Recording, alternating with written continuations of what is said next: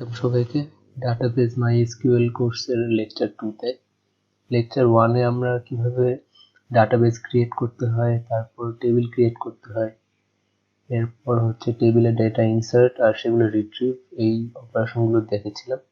তো চলুন আজকে লেকচার 2 শুরু করি। লেকচার 2 তে যে টপিকগুলো কভার করা হবে সেটা হচ্ছে আমরা প্রথমে দেখব যে আমাদের কোয়েরি স্ক্রিপ্টে কিভাবে কমেন্ট করতে হয়, তারপর আমরা কলাম ওয়াইজ সিলেকশন দেখব, সিলেক্ট ডিস্টিংক্ট ক্লজের অপারেশনগুলো দেখব, অর্ডার বাই দেখব, লিমিট আর কাউন্ট দেখব। সো প্রথমে আসবে কলাম ওয়াইজ সিলেকশন। যখন আমরা স্পেসিফিক কিছু কলামের ডাটাগুলো দেখতে চাই তখন আমরা কলাম ওয়াইজ সিলেকশন অপারেশনটা করি। যেমন সবসময় এমন হবে না যে আপনি আপনার ফুল টেবিলের সব ডাটাই দেখতে চাবেন, এরকম নাও হতে পারে। যেমন এখানে হচ্ছে ধরেন 6টা কলাম আছে আপনার, সেখান থেকে আপনি হচ্ছে সিলেক্টিভ কিছু কলাম দেখতে চান, তখন এই কলাম ওয়াইজ সিলেকশন অপারেশনটা ইউজ করা হবে। আর এটার সিনট্যাক্সটা দেখতে অনেকটা এরকম, সিলেক্ট তারপরে যে কলামগুলো আপনি দেখতে চান সেগুলোর নাম কমা কমা দিয়ে ফ্রম আপনার টেবিলের নাম। তো কোয়েরি দেখে আসি। সো আমি টাইম বাঁচানোর জন্য হচ্ছে অলরেডি কোয়েরিগুলো এখানে লিখে রেখেছি।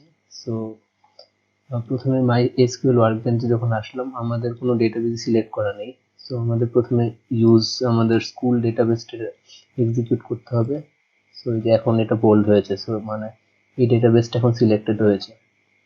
সো এখন হচ্ছে আমরা কোয়েরিটা এক্সিকিউট করি।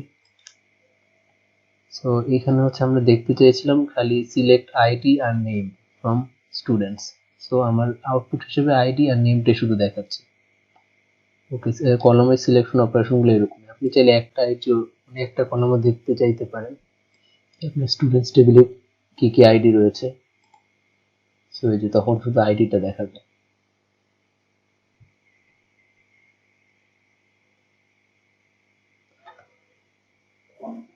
ওকে, তারপরের অপারেশন হচ্ছে সিলেক্ট ডিস্টিংক্ট। সিলেক্ট ডিস্টিংক্ট অপারেশনটা হচ্ছে when we only want to see distinct values of a specific column we use this clause.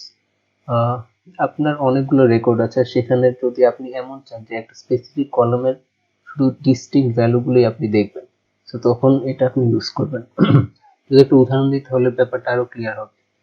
যেমন আপনি আচ্ছা প্রথমে সিনট্যাক্সটা দেখি যে সিলেক্ট এরপরে ডিস্টিংক্ট এরপরে আপনার সেই কলামের নাম ফ্রম টেবিল।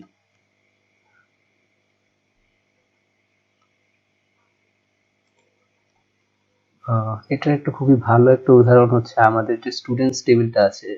স্টুডেন্টস টেবিলের ডেটাগুলো একবার দেখাই। আচ্ছা, এটা হচ্ছে আমাদের স্টুডেন্টস টেবিলের ডেটাগুলো, একটু বড় করি।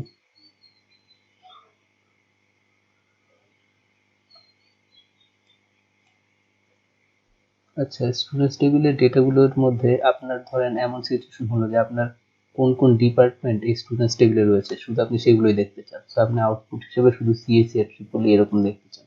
যদি আরেকটা ডিপার্টমেন্ট থাকতো যে মেকানিক্যাল, তো তখন আপনি ওই 3টা ডিপার্টমেন্ট দেখতে চাইতেন, যদি এরকম সিচুয়েশন হতো। সো এই ক্ষেত্রে আমরা হচ্ছে ওই সিলেক্ট ডিস্ট্রিক্ট অপারেশনটা ইউজ করতাম। সো আমি একটা অলরেডি লিখে রেখেছি, এক্সিকিউট করি যে আমরা হচ্ছে শুধু ডিস্টিংক্ট ডিপার্টমেন্ট গুলোই দেখতে চাচ্ছি। এই যে শুধু সিএসসি আর ট্রিপল এ আসলো এরকম।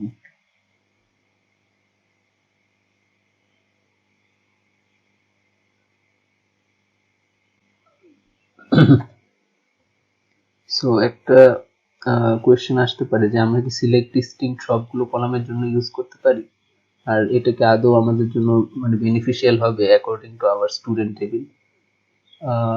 প্রথমটার উত্তর হচ্ছে হ্যাঁ, অবশ্যই পারি। আমরা যদি সিলেক্ট ডিস্টিংক্ট এর পরে আমাদের টেবিলে যতগুলো কলাম আছে সবগুলো কলামের নামই আমরা কমা কমা দিয়ে লিখে দিলাম, তাহলেই তো হলো। সো এটা ইউজ করা যাবে। এখন এটা কি আমাদের কাজে লাগবে কিনা সেটা আমি আপনাদের উপর ছেড়ে দিচ্ছি, আপনারা একটু চিন্তা করবেন। তারপরে হচ্ছে অর্ডার বাই।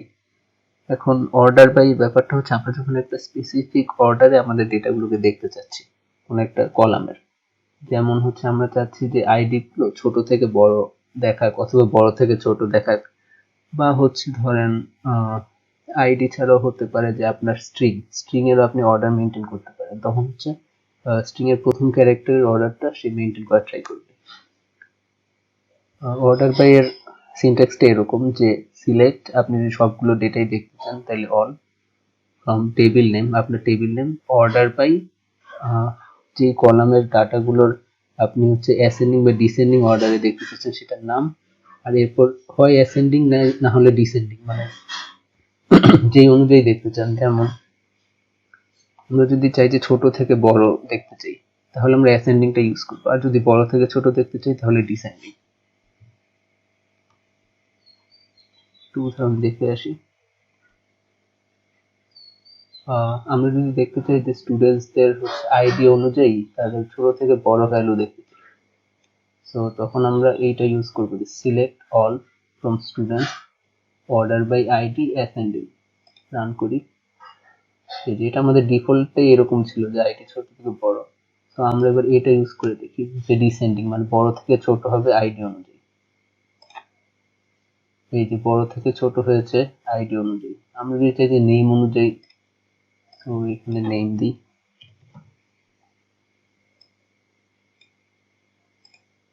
একই আসবে কারণ ডি থেকে সি, মানে এখানে হচ্ছে আপনার ডি এর আস্কি ভ্যালুর হচ্ছে এই বাকিগুলো হচ্ছে বড়, আবার সি এরটা হচ্ছে বি এর থেকে বড়, মানে এরকম ওই অর্ডার অনুযায়ী অ্যাসেন্ডিং বা ডিসেন্ডিং হবে।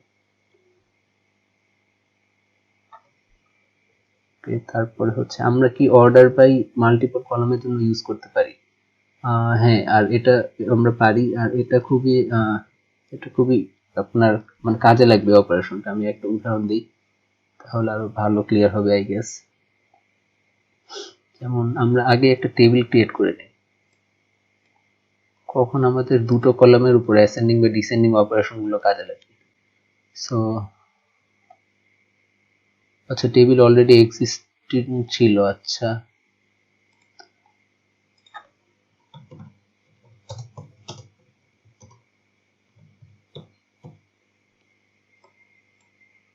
কি ডেটা আছে? ওকে, ডেটাও ইনসার্টেড আছে, সো এগুলোর দরকার নেই। সো আমরা প্রথমে দেখি যে এখানে আমাদের কি কি কলাম আছে, যে নেম আছে, তার বার্থ ইয়ার আছে, আর বার্থ মান্থ আছে। সো আমরা এটাকে ইয়ার অনুযায়ী অ্যাসেন্ডিং করে দিই, কি অবস্থা। ওকে, সো আমরা এখন যে আউটপুটটা দেখতে পাচ্ছি যে হচ্ছে ইয়ার ছোট থেকে বড় হচ্ছে, যেমন 98, 99, 2000 এরকম ছোট থেকে বড় হলো, কিন্তু মান্থের ক্ষেত্রে কিন্তু এখন কোনো অর্ডার মেনটেন করা হয়নি। ওকে, ঠিক আছে। এখন আমরা চাচ্ছি বার্থ ইয়ার as well as birth month, এই দুটোর জন্য আমরা হচ্ছে এই অর্ডার বাইটা ইউজ করব। এটা এক্সিকিউট করি। আচ্ছা, এখন আমরা দেখি 1998 ওকে, 1999 ওকে, সবই ঠিক আছে। মানে ব্যাপারটা হচ্ছে আপনি যখন দুটো কলাম হচ্ছে আপনি অর্ডার বাইয়ের মধ্যে রাখবেন, সো ও হচ্ছে প্রথমে দেখবে যে আপনার এই সবগুলো হচ্ছে ইউনিক আছে কিনা। সো 1998 এই কলামে মানে এই কলামে একটাই আছে, সো ও আর পরে বার্থ মান্থ এইটার ব্যাপারে আবার তো কনসার্ন হবে না। 1999 এর ক্ষেত্রেও একই, 2000 ক্ষেত্রেও একই, কিন্তু 2002 এর বেলায় আমরা যদি দেখি 2002 এর, আর এটাও 2002, দুটোই 2002। সো এটা একবার, সো এখানে আপনার অর্ডার করার কিছু নেই কারণ দুইটাই তো সেম।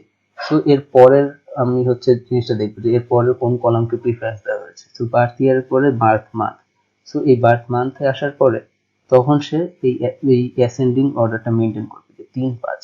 এর আগে কিন্তু এই অর্ডারটা ছিল না, এটা ইনসার্শন অনুযায়ী এই যে 5-3 এরকম ছিল, বাট আমরা যখন এটা অ্যাপ্লাই করেছি তখন এরকম হয়ে গিয়েছে। আর যদি আমরা শুধু বার্থ মান্থ অনুযায়ী অর্ডার বাই করি তাহলে আর ওই ইয়ারের সিরিয়ালটা মেনটেন করবে না। ইয়ারের সিরিয়ালটা মেনটেন করা হয়নি, মান্থ অনুযায়ী অ্যাসেন্ডিং গিয়েছে। ভেরি ইজি, আশা করি পারবেন আপনারা।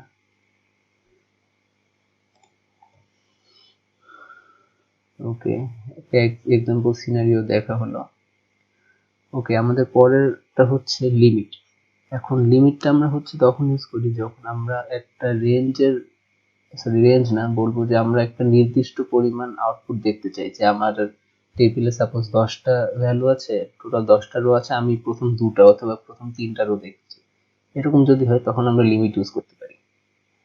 যেমন একটা উদাহরণ আছে যে I want to see the first 2 students from student table.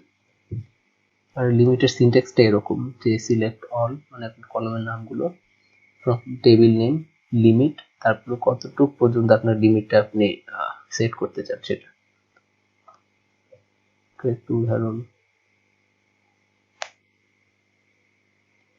Okay, limiter কোয়েরিটাও আগে থেকে আমি লিখে রেখেছি।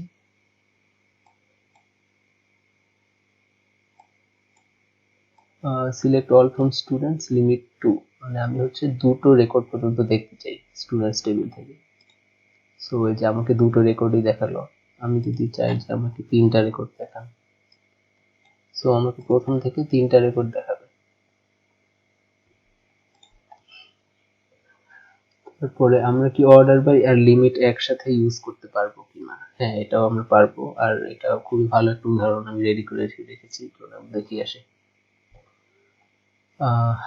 হ্যাঁ, অর্ডার বাই আর লিমিটটাও একসাথে ইউজ করা যায়, আর সেটার হচ্ছে সিরিয়ালটা এরকম যে আপনি প্রথমে সিলেক্ট অল ফ্রম স্টুডেন্টস দিবেন, তারপরে অর্ডার বাইটা দিবেন যে কোন অনুযায়ী আপনি অর্ডার করতে যাচ্ছেন, তারপরে হচ্ছে আপনি লিমিট, আচ্ছা সরি, অর্ডার বাই পরে আপনার অ্যাসেন্ডিং বা ডিসেন্ডিং ওটা মেনটেন করতে হবে, আর আপনি লিমিট হচ্ছে পরে সেট করে দিবেন। সো এটা যদি এক্সিকিউট করি, সো এখানে হচ্ছে অর্ডার বাই আইডি, আইডি অনুযায়ী আমি অর্ডার করে নিলাম প্রথমে, তারপরে হচ্ছে প্রথম দুটো দেখালাম। সো আপনি যদি ডিসেন্ডিং করতেন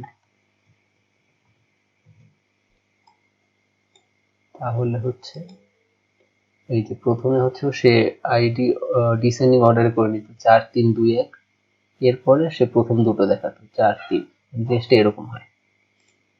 আর আপনি কি এরকম করতে পারতেন যে হচ্ছে মানে এই দুটি 4 3 দেখলাম, পরে এইটার উপর আবার আপনি ধরেন অ্যাসেন্ডিং করলেন যে 3 4 সিরিয়াল অনুযায়ী আমি দেখছি, বা এমন হতে পারে যে আপনি শেষ, হ্যাঁ এরকম, মানে আপনি এটাও কি করতে পারতেন কিনা সেটাও আপনাদের উপর ছেড়ে দিলাম। অ্যান্সার হচ্ছে অবশ্যই পারতেন, কিন্তু সেখানে আবার আপনার সাব কোয়েরির ব্যাপারটা চলে আসছে, যেটা আমরা পরে আই হোপ কভার করব। সো আপনারা এখনো ট্রাই করতে পারেন যে জিনিসগুলো কাজ হয় কিনা। এরপরে হচ্ছে আমরা কাউন্ট দেখব। কাউন্ট হচ্ছে যখন আপনি আপনার টেবিলের আউটপুটের মানে কতটা আউটপুট আছে সেটা আপনি দেখতে যাচ্ছেন, তো আপনার টেবিলে হচ্ছে আপনার টোটাল ভ্যালু কয়টা আছে এটার আপনার একটা কাউন্ট দরকার। সাপোজ আপনি চান যে আপনার স্টুডেন্ট টেবিলে টোটাল কতজন স্টুডেন্টস আছে সেটা আপনি জানতে চান, তখন আপনি কাউন্ট ক্লজটা ইউজ করতে পারেন। আর কাউন্টের সিনট্যাক্সটা এরকম যে সিলেক্ট কাউন্ট, তারপরে আপনার কলামের নেম, তারপর হচ্ছে from table name. And it is more convenient to use select count all from table. চলুন দেখে আসি কেন এটা more convenient। আচ্ছা, সো কাউন্টের, আচ্ছা আমরা যখন সিলেক্ট অল ফ্রম স্টুডেন্টস দেই, সো দেখি কি আউটপুট আসে। কাউন্টের যখন অল দেই তখন হচ্ছে আমরা 4 দেখতে পাচ্ছি, কারণ আমাদের, আপনার যদি মনে থাকে যে আমাদের 4জন স্টুডেন্ট ছিল A B C D, so আমাদের কাউন্ট 4, যখন কাউন্ট ইউজ করলাম তখন আমাদের 4টা দেখাচ্ছে। এখন আপনার যদি মনে থাকে যে, আচ্ছা সরি, এটাকে এক্সিকিউট করে দেখাই যে কাউন্টের মধ্যে আমি ইমেল কলামটা দিলাম, তাহলে আউটপুট কত আসে। ওকে, এখানে কিন্তু আমরা দেখতে পাচ্ছি কাউন্টের ভ্যালু 3 আসলো, মানে এর কারণ কি? কারণ আপনাদের মনে আছে যে আমরা লেকচার 1-এ একজনের ইমেল হচ্ছে দেই নাই, সো তখন সেখানে নাল ভ্যালু ছিল, সো ওই নাল ভ্যালুটাকে শেয়ার এই কাউন্টের মধ্যে আনেনি, এর কারণে এখানে হচ্ছে 3 দেখাচ্ছে। সো আপনার এমন হতে পারে যে আপনার সাপোজ 100টা রেকর্ড আছে, এখন সবগুলোর মধ্যে কোনটা নাল বা কোন কলামগুলো হচ্ছে নাল ছাড়া ভ্যালু আছে এটা তো আপনার হচ্ছে না জানাও থাকতে পারে। সো সেই ক্ষেত্রে আপনি যদি সিলেক্ট কাউন্ট অলটা ইউজ করেন, তাহলে আপনার টোটাল যে রোটা আছে সেই ভ্যালুটাই ও ব্যাক করবে। সো এই জন্য নর্মালি আপনার টোটাল আপনার রো ভ্যালু এটা বের করার জন্য কাউন্ট অলটাই ইউজ করা হয়। আর এখানে আউটপুট হিসেবে আপনি দেখবেন যে এখানে কাউন্ট অল, মানে আমরা এখানে যেটা লিখেছি সেটাই হুবহু তুলে দিয়েছে। এটা আপনার জন্য কনভিনিয়েন্ট নাও হতে পারে যে আপনি এটা দিয়ে তো আসলে মানে একটু কেমন জানি লাগতেছে যে এটা কি নাকি লেখা কাউন্ট অল, এটা আবার কি। সো আপনি চান যে আপনি এই টেবিলের এই কলামের যে আপনার আউটপুট কলামের এই নামটা চেঞ্জ করতে চান, সেটাও আপনি পারবেন। সো সেক্ষেত্রে আপনার সিনট্যাক্সটা হবে অ্যাজ, আর আপনি যেই নামটা দিতে চান, সাপোজ আমরা দেখতে চাই টোটাল স্টুডেন্টস,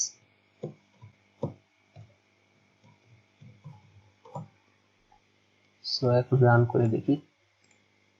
এই যে এখন টোটাল স্টুডেন্টস এর কলামের মধ্যে আপনার 4 এই আউটপুটটা দেখাচ্ছে। সো এটা এখন মোর কনভিনিয়েন্ট আপনার বোঝার সুবিধার্থে, বা যদি আপনি আপনার অ্যাপে আউটপুট হিসেবে দেখাতে চান, তো সেক্ষেত্রে আপনি এরকম ইউজ করতে পারেন।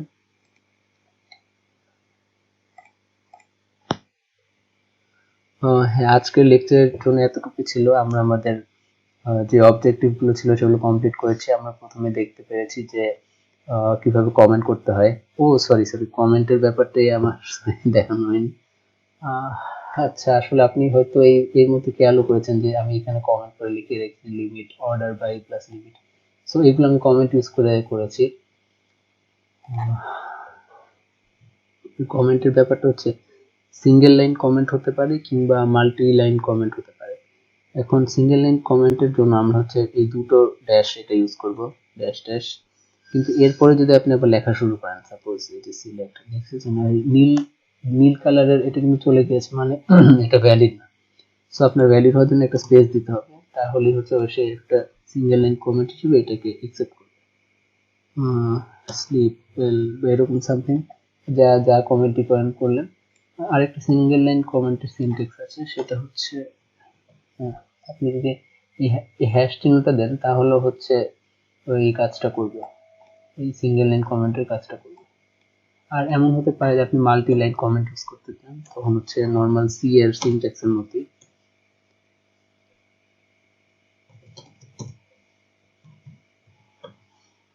এরকম আপনার মাল্টি লাইন কমেন্ট হয়ে গেল, সিঙ্গেল লাইন কমেন্ট হয়ে গেল। আর এখানে জানি না আমি এগুলো কেন লিখতেছি, এগুলা তো ডাটাবেস রিলেটেড না, বাট স্টিল কমেন্টই তো। আচ্ছা, সো এরকম সিঙ্গেল লাইন মাল্টি লাইন কমেন্টের ব্যাপারটা দেখে নিলাম। আর কলাম ওয়াইজ সিলেকশন দেখেছি আমরা। তারপরে সিলেক্ট ডিস্ট্রিক্ট অপারেশন দেখেছিলাম যে আমাদের কয়টা মানে কি কি ডিপার্টমেন্ট আছে সেটা দেখানোর জন্য। তারপরে অর্ডার বাই দেখেছি, নাম অনুযায়ী অর্ডার করেছি, আইডি অনুযায়ী অর্ডার করেছি। তারপর লিমিট দেখেছি যে প্রথম দুইটা রো এর আউটপুট দেখাও। তারপর হচ্ছে কাউন্ট দেখেছি যে আমাদের টোটাল কয়টা স্টুডেন্টের ইনফরমেশন আছে আমাদের টেবিলে। সো এই সবগুলোই দেখা হয়েছে। আজকের লেকচার এতটুকু পর্যন্ত ছিল। সবাইকে থ্যাংক ইউ।